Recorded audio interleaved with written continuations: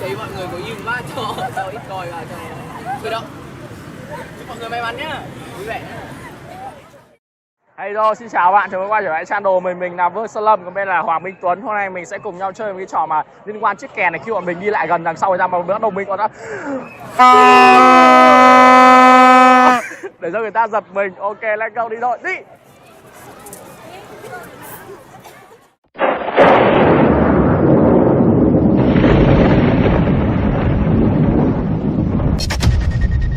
Vương Sơn Lâm.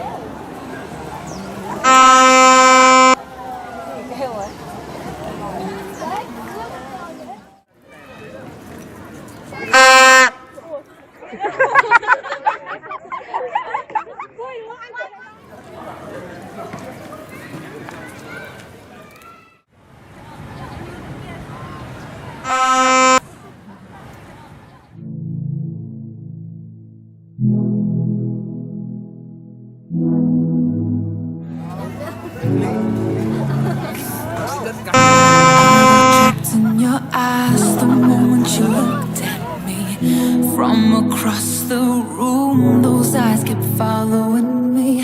Something popped in my brain. Now, baby, only you I see. Feels like I'm going insane, and only you can save me.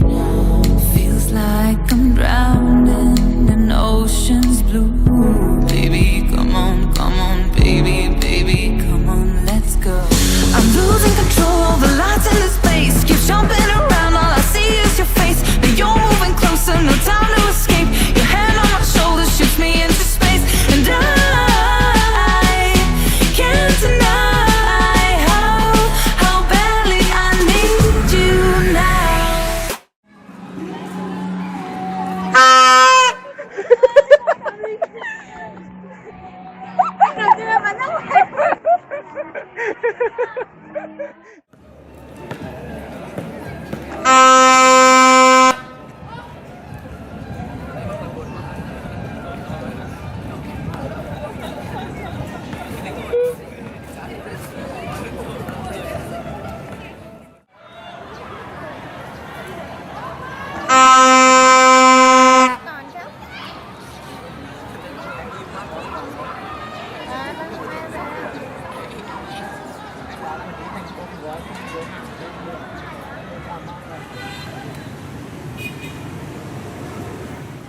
Yo, sao em bỏ anh? Ha, ya,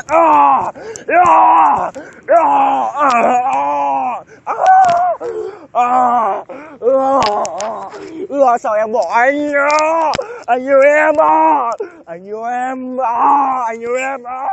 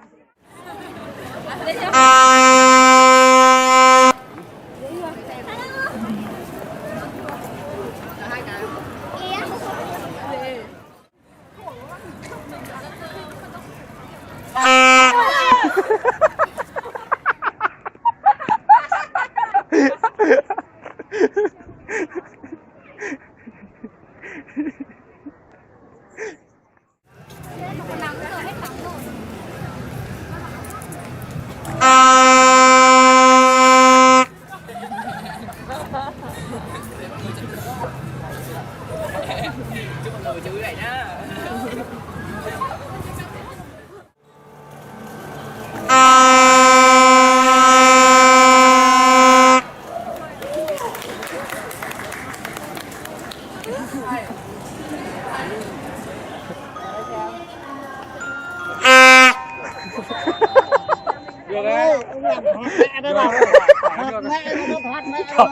Thọt gì hả bác?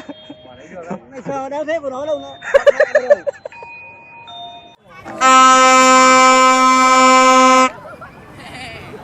Em good night.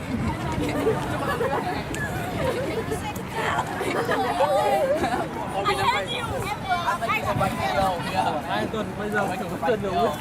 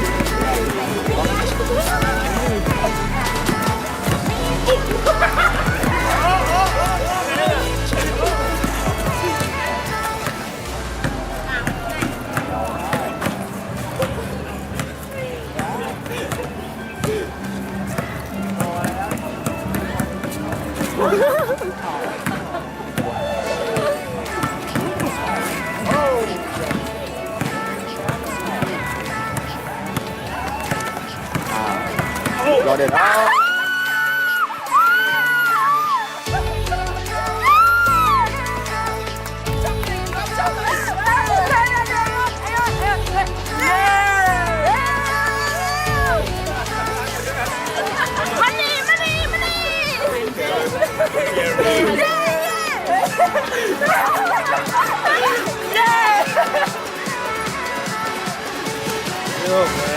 Tiểu mẹ.